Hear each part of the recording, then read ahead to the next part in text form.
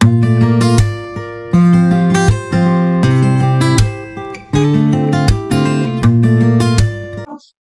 Friends, welcome to IVL academy. ఈరోజు basic English grammar in తెలుగులోని day 8కి సంబంధించినటువంటి టైప్స్ ఆఫ్ ప్రిపోజిషన్స్ పార్ట్ 2ని కంటిన్యూ చేసుకుంటూ మంచి ఇంగ్లీష్ నేర్చుకొని మంచి ఇంగ్లీష్ మాట్లాడడానికి ప్రయత్నిద్దాం. మనం గతంలో కూడా చెప్పుకున్నాం, ప్రిపోజిషన్స్ అనేవి విభక్తులను చెప్పుకున్నాం. ఇవి అంత ఈజీ కాదు కాబట్టే నేను వీటిని పార్ట్స్ కింద విడగొట్టి చెప్పడం జరుగుతుంది. చూడండి, గత క్లాస్ లో మనం ఏదైతే నేర్చుకున్నామో అవి ఒకసారి చెక్ చేద్దాం. చూడండి, టైప్స్ ఆఫ్ నౌన్ డే 1 లో చెప్పుకున్నాం, ప్రొనౌన్స్ డే 2 లో చెప్పుకున్నాం, అలాగే టైప్స్ ఆఫ్ వర్బ్ డే 3 లో చెప్పుకున్నాం, టైప్స్ ఆఫ్ యాడ్జెక్టివ్స్ డే 4 లో చెప్పుకున్నాం, టైప్స్ ఆఫ్ యాడ్వర్బ్స్ డే 6 లో చెప్పుకున్నాం, అలాగే టైప్స్ ఆఫ్ కంజంక్షన్స్ డే 6 లో చెప్పుకున్నాం. టైప్స్ ఆఫ్ ప్రిపోజిషన్ పార్ట్ 1ని ఇంతకుముందు డే 7 క్లాస్లో చెప్పుకున్నాం.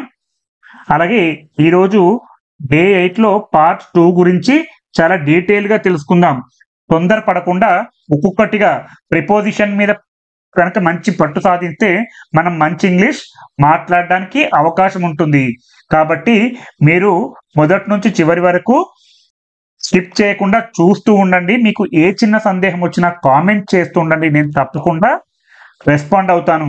మీకు ఈ వీడియో కనుక నచ్చినట్లయితే లైక్ చేయండి, షేర్ చేయండి మరియు సబ్స్క్రైబ్ చేయండి.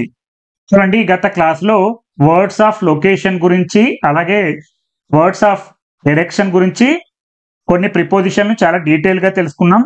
ఈరోజు వర్డ్స్ ఆఫ్ టైం గురించి చాలా డీటెయిల్గా ప్రిపోజిషన్స్ తెలుసుకొని మంచి ఇంగ్లీష్ నేర్చుకుని మంచి ఇంగ్లీష్ మాట్లాడడానికి ప్రయత్నిద్దాం.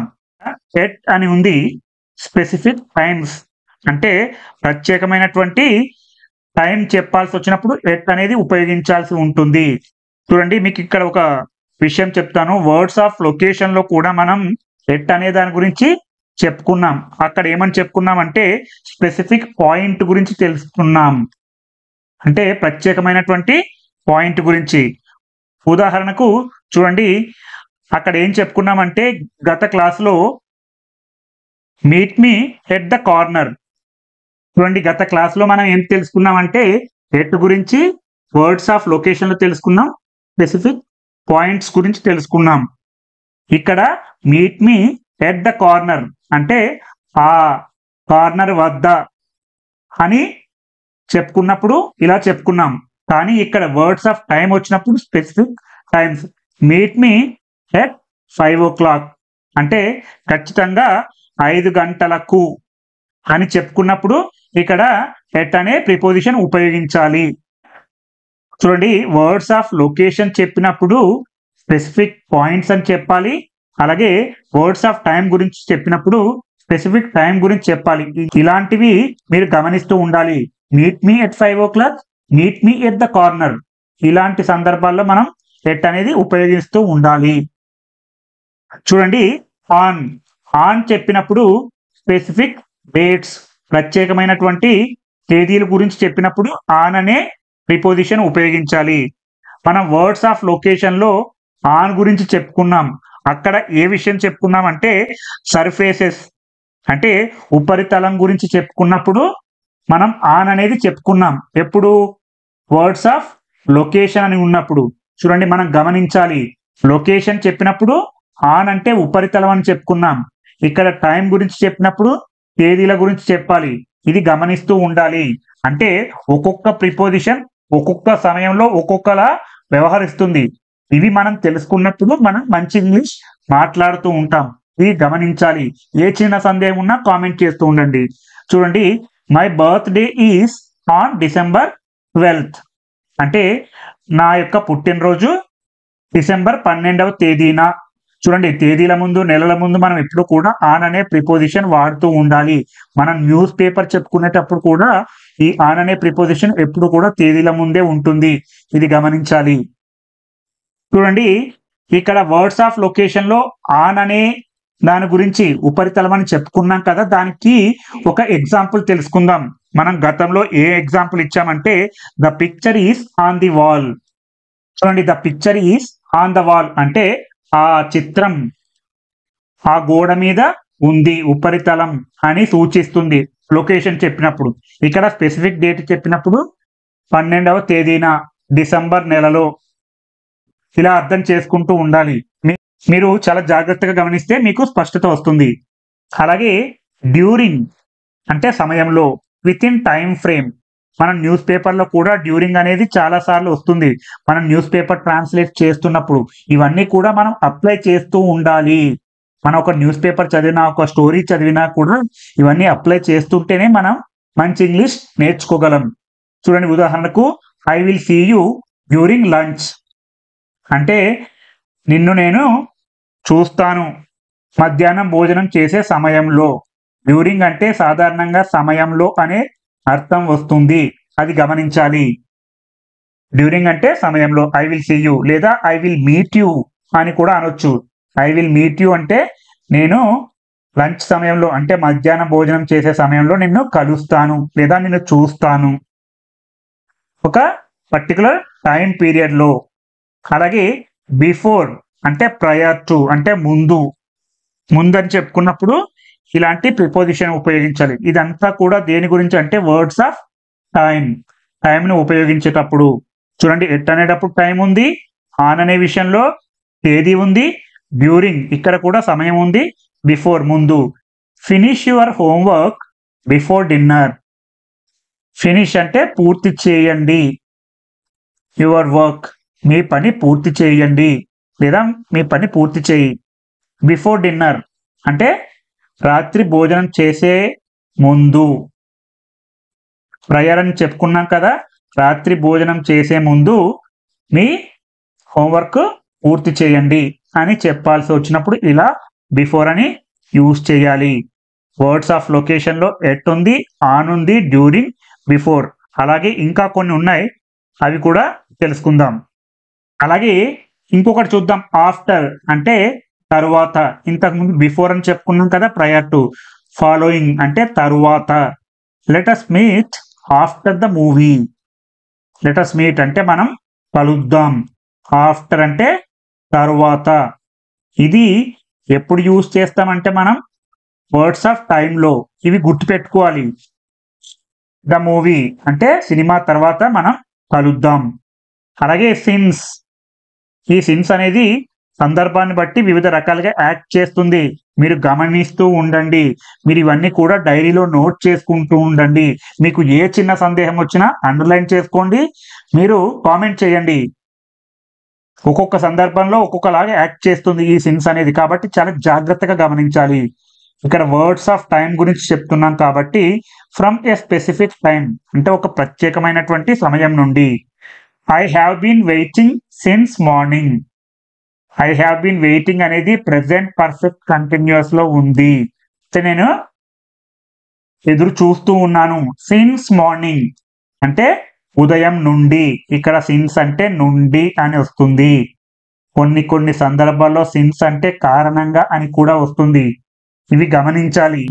మీరు ఇలా అర్థం చేసుకుంటూ ఉంటేనే మీరు ఇంగ్లీష్ బాగా మాట్లాడతారు.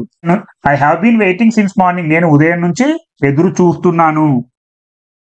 ప్రెసెంట్ పర్ఫెక్ట్ కంటిన్యూస్, మీరు ఇక్కడ టెన్స్ నేర్చుకోవచ్చు, అలాగే ప్రిపోజిషన్స్ కూడా నేర్చుకోవచ్చు ఎట్ ఏ టైం. అలాగే అంటిల్ అంటే వరకు.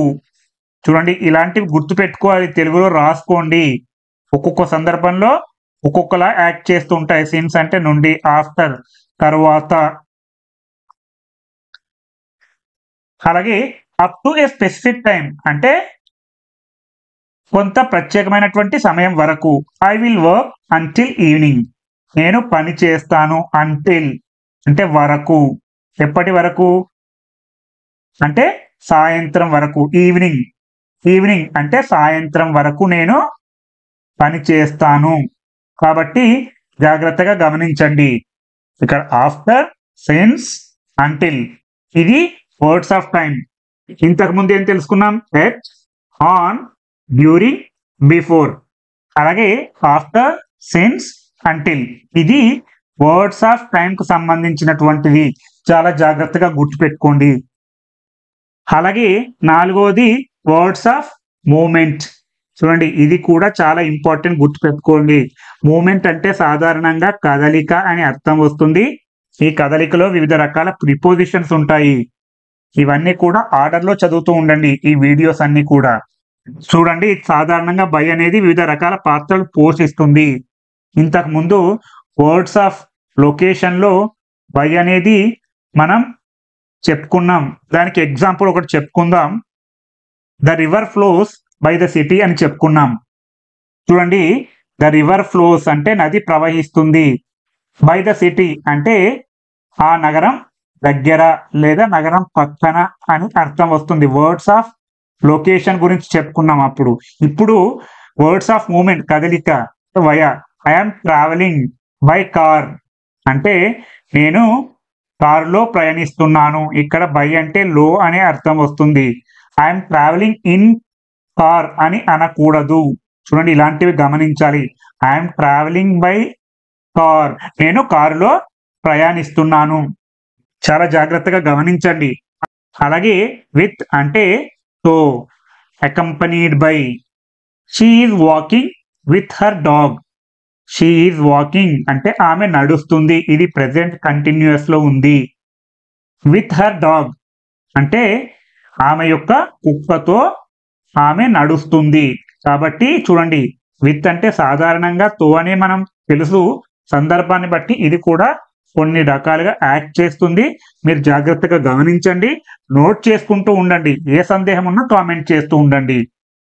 అలాగే త్రూ అంటే పాసింగ్ వయా, ద్వారా అని చెప్తూ ఉంటాం జనరల్ గా. ఇక్కడ ఏముందో చూద్దాం. The hikers walk through the forest అంటే హైకర్స్ అంటే ఎక్కేవాళ్ళు, వాక్ నడిచారు, త్రూ ద్వారా, ఫారెస్ట్ అంటే అడవి గుండా నడిచారు అనే అర్థం కూడా వస్తుంది. ఇది గమనిస్తూ ఉండాలి. ఇంతకు ముందు వర్డ్స్ ఆఫ్ డైరెక్షన్ లో అది చెప్పుకున్నాం. The train goes through the tunnel అని చెప్పుకున్నాం. అంటే ఆ రైలు ఆ టన్నెల్ గుండా వెళ్తుంది అని చెప్పుకున్నాం. ఇక్కడ త్రూ అంటే ద్వారా, పాసింగ్ వయా అంటే దాని ద్వారా. ఇక్కడ అడవి గుండా వారు నడిచారు. ద హైకర్స్ వాక్డ్ నడిచారు. త్రూ ద ఫారెస్ట్ అడవి గుండా.